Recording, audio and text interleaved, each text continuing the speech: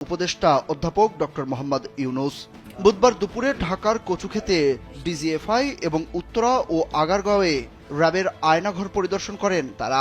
এ সময় প্রধান উপদেষ্টার সঙ্গে ছিলেন ভারতীয় সাংবাদিক অর্ক দেব। তিনি ইনক্রিপ্টি.মি এর সম্পাদক। আয়নাঘর পরিদর্শন শেষে অর্কদেব সেখানকার একটি ইলেকট্রিক চেয়ারের ছবি নিজের ফেসবুকে পোস্ট করেন। ওই ছবির ক্যাপশনে তিনি লিখেছেন, এই চেয়ারটা দেখে রাখা জরুরি। ফ্যাসিবাদের জননী শেখ হাসিনার আয়নাঘরের একটি কক্ষে রাখা এই চেয়ার। হাই ভ্যালু বন্দীদের ইলেকট্রিক শক দিতে ব্যবহার হতো এই chair. Fire counter terrorism intelligence bureau এই আয়নাঘরের দায়িত্বে ছিল। সারাক্ষণ অ্যাডজাস্ট ফ্যান চলত এই ঘরগুলিতে। ফ্যান বন্ধ হলেই কান্না আর গংনানির শব্দ শুনতে পাওয়া যেত। আর কিছুক্ষণ, আজ থেকে গোটা বিশ্ব আয়নাঘরের সব ছবি দেখবে। অন্য এক পোস্টে অর্ক লিখেন, এখানে বন্দী ছিলেন মাইকেল চাকমা।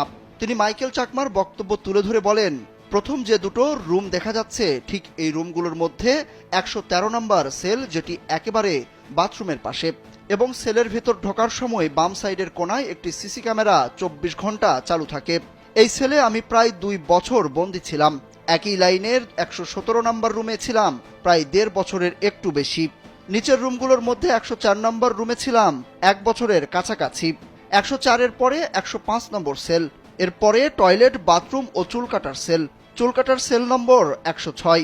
এছাড়া আরও অনেকগুলো রুমে আমাকে রাখা হয়। আয়নাঘর পরিদর্শন শেষে আওয়ামী লীগ শাসনামলকে আয়ামে জাহিলিয়াতের সঙ্গে তুলনা করেছেন অন্তর্বর্তী সরকারের প্রধান উপদেষ্টা অধ্যাপক ডক্টর মোহাম্মদ ইউনূস। ঘুম কমিশনকে আয়নাঘর আবিষ্কারের জন্য ধন্যবাদ জানিয়ে ডক্টর ইউনূস বলেন, আয়ামে জাহিলিয়াত বলে একটা কথা আছে না? গত সরকার এই আয়ামে জাহিলিয়াত